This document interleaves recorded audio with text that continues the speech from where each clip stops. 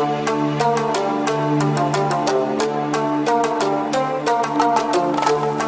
Morning friends, मैं हूं मनोज कुमार और आप देख रहे हैं आर्मी, नेवी, एयरफोर्स की कोचिंग के लिए यूट्यूब का सबसे भरोसेमंद चैनल आगाज़ फाउंडेशन क्लासेस।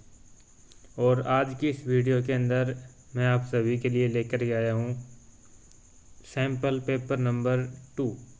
देखिए, जैसा आपको पता है कि मैं यहाँ पर जो मोस्ट इम्पोर्टेंट क्वेश्चंस हैं उनकी एक सीरीज आपके सामने करवा रहा हूँ। हमने इससे पहले मैंने एक सैम्पल पेपर 1 कुछ डेमो के लिए करवाया था, जिसके अंदर कुछ प्रॉब्लम भी हो सकती हैं, लेकिन अब आगे से ये एक रेगुलर आपको डेली एक सैम्पल पेपर मिलेगा। तो यहाँ पर सबसे पहला सैम्पल, इस सैम्पल पेपर नंबर 2 का फर्स्ट क्वेश्चन है, जो आपको स्क्रीन पर दिखाई दे रहा है। 1 HP में होते हैं। अब यहाँ पर दोस्तों आपको देखते ही इस क्वेश्चन के अंदर, क्या इस क्वेश्चन के ऑप्शंस में आपको कुछ मिस्टेक्स नज़र आ रही होंगी। क्या मिस्टेक है कि यहाँ पर HP है, HP, और HP होता है हॉर्स पावर। क्या होता है? Horse power. आपको पता है कि पावर जो होती है, पावर की यूनिट वाट होती है, ना कि जूल होती है। तो पहले मैं आपको थोड़ा सा बता दूं कि इस जो क्वेश्चन है इसके ऑप्शंस में लास्ट में जूल लगा हुआ है, तो ये यहाँ पर नहीं आएगा, इसकी जगह पर वाट आएगा। ठीक है, तो यहाँ पर 1 HP में होते हैं। अब आपको पता है 1 HP में 746 वाट होते हैं। कितने होते हैं? 746 वाट। आपको याद करने का क्वेश्चन है, आपको याद रखना है 1 HP में 746 वाट होते हैं। कितने होते हैं? वाट, ना कि जूल। ये जूल यहाँ पर गलत आ रहा है। मैंने आपको ये क्वेश्चन मैंने इसलिए सेलेक्ट किया है, आपको लग रहा होगा कि ये जब क्वेश्चन गलत है, इसके ऑप्शन गलत हैं, तो मैंने ये क्वेश्चन सेलेक्ट क्यों किया। तो ये मैंने इसीलिए किया है कि यहाँ पर आपको ध्यान रहे कि जूल नहीं होता है। पावर जो शक्ति होती है, शक्ति का मात्रक होता है वाट। ठीक है, जूल नहीं है, तो यहाँ पर ये जूल नहीं आएगा, इसकी जगह पर क्या आएगा? वाट। और इसका सही आंसर होगा 746 वाट। तो ये था इस सैम्पल पेपर का पहला क्वेश्चन। 1 HP में होते हैं। कितने होते हैं? 746 वाट, ना कि जूल। इससे आगे इसका दूसरा प्रश्न जो स्क्रीन पर आपको दिखाई दे रहा है, यदि 2 आवेशों के मध्य दूरी को दोगुना कर दिया जाए तो उनके मध्य बल पहले से होगा। यदि 2 आवेशों के मध्य दूरी को दोगुना कर दिया जाए तो उनके मध्य बल पहले से होगा। अब यहाँ पर देखो, हमने देखा है कि कूलॉम्स लॉ के अंदर जब 2 चार्ज होते हैं, ये यहाँ पर 1 पॉइंट चार्ज है और ये यहाँ पर 1 पॉइंट चार्ज है, इन दोनों के बीच में जो लगने वाला फोर्स होता है, बल होता है, वो इन दोनों के चार्ज के प्रोडक्ट के डायरेक्टली प्रोपोर्शनल होता है। यानी कि F is directly proportional to Q1 and Q2। F is directly proportional to Q1 and Q2, इन दोनों के चार्ज के डायरेक्टली प्रोपोर्शनल होता है। और F is inversely proportional to the square of distance between them. इन दोनों के बीच में जो डिस्टेंस है उसके इनवर्सली प्रोपोर्शनल होता है।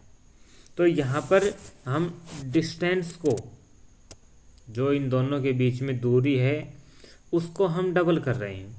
उसको डबल कर रहे हैं तो इसका मतलब है ये जो R है, R इक्वल टू हो जाएगा 2R। और R स्क्वायर जब होगा तो इस पूरे का स्क्वायर हो जाएगा, यानी कि ये 2 का स्क्वायर 4। तो ये 4 टाइम्स। अब यहाँ पर इन्वर्सली प्रोपोर्शनल है। इन्वर्सली प्रोपोर्शनल मतलब कि जब डिस्टेंस बढ़ेगा तो फोर्स बल कम होगा, तो यहाँ पर ये 4 गुना कम हो जाएगा, यानी कि जो बल है वो कितना हो जाएगा, 1/4 गुना। अगर हम दो आवेशों के बीच की दूरी को 2 गुना कर देते हैं तो उनके बीच में लगने वाला फोर्स 1/4 गुना हो जाएगा। अगर 3 गुना कर देते हैं तो उसका स्क्वायर 1/9 गुना हो जाएगा। ऐसे जितना हम उसको बढ़ाते हैं उसका स्क्वायर के अंदर वो कम हो जाता है। तो यहाँ पर यदि दो आवेशों के मध्य दूरी को 2 गुना कर दिया जाए तो उनके मध्य बल पहले से 1/4 गुना हो जाएगा। ठीक है दोस्तों, तो इसका थर्ड क्वेश्चन है जो आपको स्क्रीन पर दिखाई दे रहा है, सबसे हल्की धातु का नाम बताओ। ये दोस्तों आपको याद रखने का क्वेश्चन है। और सबसे हल्की धातु होती है लिथियम। कौन सी होती है, लिथियम। सबसे हल्की धातु लिथियम। थोड़ा सा आप कर लो, सबसे हल्की अधातु होती है हाइड्रोजन, सबसे हल्का तत्व होता है हाइड्रोजन, और सबसे हल्की धातु होती है लिथियम। इसका चौथा क्वेश्चन, एक विद्युत बल्ब जिस पर अंकित है 220 वोल्ट 100 वाट, यदि यह 110 वोल्ट पर कार्य करता हो तो इसका शक्ति व्यय होगा। तो यहाँ पर दोस्तों देखो, यहाँ पर हमारे पास फॉर्मूला होता है P बराबर V² बटे R। क्या होता है, V² बटे R, यानी कि जो पावर शक्ति होता है वो V² बटे R होता है। यहाँ से हम R निकालें तो R इक्वल टू होगा V² बटे P।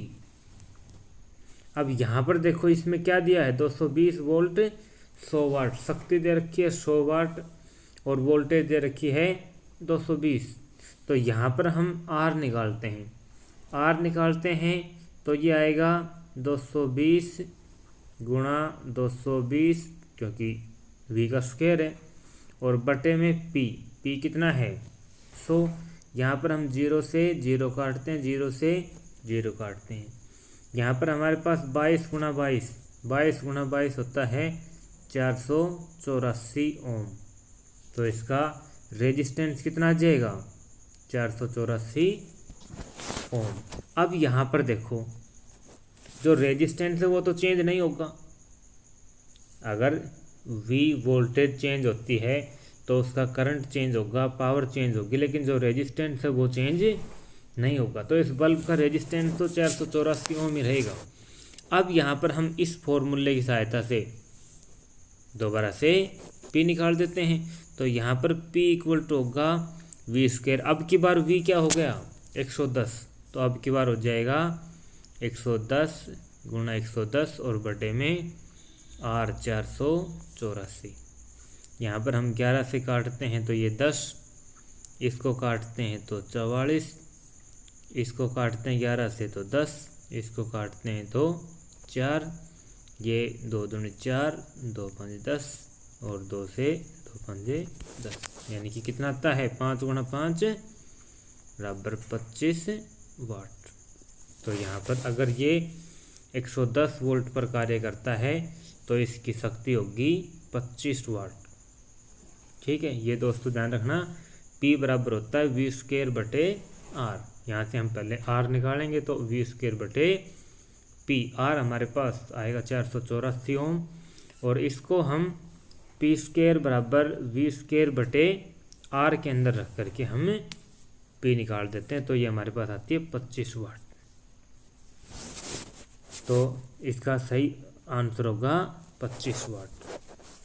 इससे अगला क्वेश्चन जो स्क्रीन पर है, गिरती हुई तत्वों की क्या विशेषता होती है। तो यहाँ पर देखो दोस्तों, ये तत्व है, यहाँ पर वस्तुएं भी आ सकती हैं। गिरती हुई वस्तुओं की क्या विशेषता होती है, जब कोई भी वस्तु ऊपर से नीचे गिरती है तो उसके अंदर क्या विशेषता होती है, जो सबसे अलग हो, किसी धरती पर जो वस्तु चलती है उसके ऊपर ना हो। तो यहाँ पर उसके अंदर होता है गुरुत्वाकर्षण।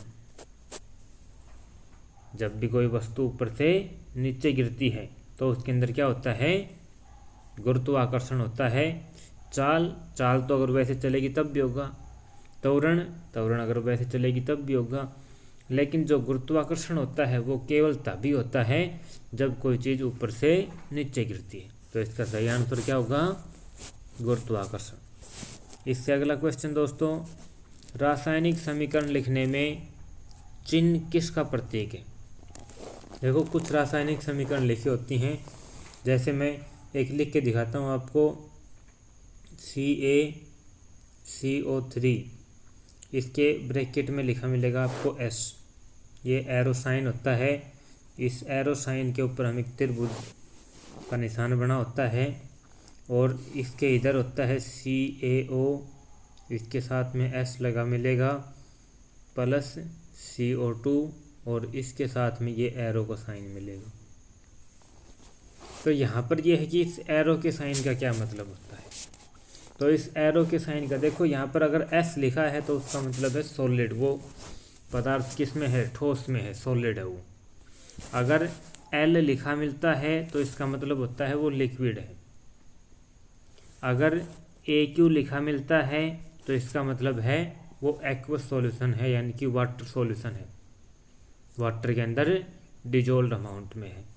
अगर ये ऊपर की तरफ एरो साइन होता है तो इसका मतलब वो गैस अवस्था में होता है, तो यहाँ पर आएगा गैस अवस्था। अगर नीचे की तरफ एरो साइन होता है तो इसका मतलब वो प्रेसिपिटेट है, प्रेसिपिटेट यानी कि रिएक्शन के बाद वो कुछ टाइम बाद नीचे बैठ जाएगा, उसकी बॉटम के अंदर बैठ जाएगा, मतलब सॉलिड के अंदर ही है। तो यहाँ पर था रासायनिक समीकरण लिखने में ऊपर की तरफ एरो साइन चिन्ह किसका प्रतीक है, तो ये गैस अवस्था का प्रतीक होता है, ठीक है, यानी कि वो गैस अवस्था में बाहर निकल जाता है। इससे अगला क्वेश्चन है दोस्तों, पृथ्वी पर पाया जाने वाला सबसे दुर्बलतम तत्व कौन सा है, सबसे रेयरेस्ट तत्व कौन सा है। तो सबसे रेयरेस्ट तत्व होता है फ्रांसियम। क्या होता है दोस्तों, फ्रांसियम। फ्रांसियम ऐसा एलिमेंट होता है जो पृथ्वी पर सबसे कम पाया जाता है, सबसे दुर्लभतम, सबसे रेयर होता है।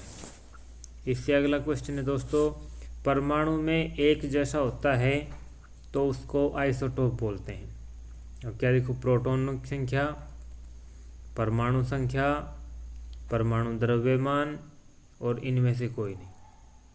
तो यहाँ पर दोस्तों परमाणु संख्या, जब दो परमाणुओं में एक ही परमाणु संख्या होगी या एक ही परमाणु क्रमांक हो गया, परमाणु संख्या को ही परमाणु क्रमांक भी बोलते हैं। अगर दो परमाणुओं का परमाणु संख्या या परमाणु क्रमांक बराबर है, सेम है, तो उनको हम आइसोटोप बोलते हैं। तो आइसोटोप में क्या समान होता है, परमाणु संख्या। दोस्तों अगला क्वेश्चन है, रॉकेट में प्रयुक्त विशेष प्रकार के ईंधन का नाम क्या है। रॉकेट में जो ईंधन होता है उसका नाम क्या होता है। तो ऑप्शन है नोदक, सोलर, विशेष तेल। तो देखो दोस्तों, रॉकेट के अंदर एक विशेष तेल का प्रयोग किया जाता है, उसके अंदर डीजल का प्रयोग किया जाता है, लेकिन डीजल के अंदर अल्कोहल मिक्स होता है, ठीक है। तो एक अलग टाइप से ईंधन बनाया जाता है और उसके अंदर उसका प्रयोग रॉकेट के अंदर किया जाता है। तो रॉकेट के अंदर जो फ्यूल यूज होता है उसका नाम क्या होता है, विशेष तेल। अगला क्वेश्चन दोस्तों, डाइन पर सेंटीमीटर किसकी यूनिट है। डाइन पर सेंटीमीटर, तो यहाँ पर देखो दोस्तों, न्यूटन पर मीटर, न्यूटन पर मीटर यूनिट होती है पृष्ठीय तनाव की। किसकी होती है दोस्तों, पृष्ठीय तनाव की, एसआई यूनिट के अंदर। यहाँ पर सीजीएस यूनिट दी हुई है और सीजीएस यूनिट डाइन पर सेंटीमीटर। तो ये एसआई यूनिट होती है न्यूटन पर मीटर, किसकी होती है, पृष्ठीय तनाव की। और ये CGS यूनिट है, किसकी है? पृष्ठीय तनाव की। तो यहाँ पर 9/सेंटीमीटर किसकी यूनिट होगी? पृष्ठीय तनाव की, सरफेस टेंशन।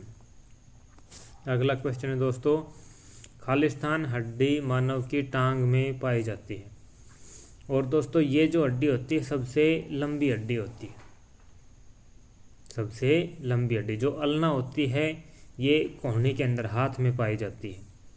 फीमर जो होती है ये हड्डी टांग के अंदर पाई जाती है और सबसे लंबी होती है जांघ के अंदर, जो यहाँ कुल्ले से गोडे तक की जो होती है ये फीमर होती है और सबसे लंबी हड्डी होती है। तो इसका आंसर होगा फीमर।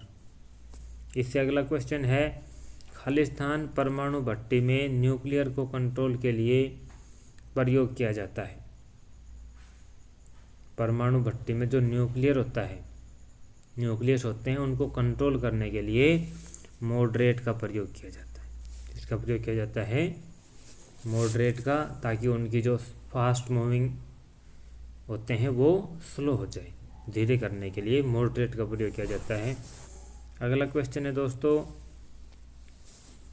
लाल रिबन हरे बल्ब के ऊपर कैसी दिखती है?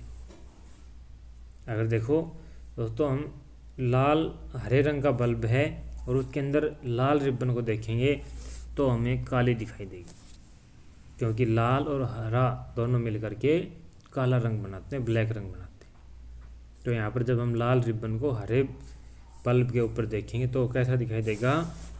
काला, ब्लैक दिखाई देगा। इससे अगला क्वेश्चन है दोस्तों, विद्युत से लगी आग बुझाई जाती है। देखो दोस्तों, जो विद्युत से आग लगती है उसको पानी से कभी नहीं बुझाना चाहिए, क्योंकि जो पानी होता है वो विद्युत का कंडक्टर होता है, सुचालक होता है, और उसके अंदर से हमें करंट लग सकता है, इलेक्ट्रिक शॉक लग सकता है। तो पानी से कभी नहीं बुझाई जा सकती। ड्राई आइस जो सॉलिड CO2 होता है, ड्राई आइस क्या कहते हैं? सॉलिड CO2, इससे भी हमें नहीं बुझानी चाहिए, क्योंकि जो CO2 होती है वो भारी होती है और वो नीचे चली जाती है। हमें इसको बुझाने के लिए मिट्टी का प्रयोग करना चाहिए। हम जब मिट्टी का प्रयोग करते हैं तो मिट्टी उसके ऊपर रख जाती है और उससे एयर का जो ऑक्सीजन का कनेक्शन वो कट जाता है, तो ये बुझ सकती है। तो विद्युत से लगी आग को हमेशा मिट्टी से बुझाना चाहिए। अगला क्वेश्चन है दोस्तों, नाभिकीय संलयन क्रिया होती है। तो नाभिकीय संलयन, न्यूक्लियर फिजन,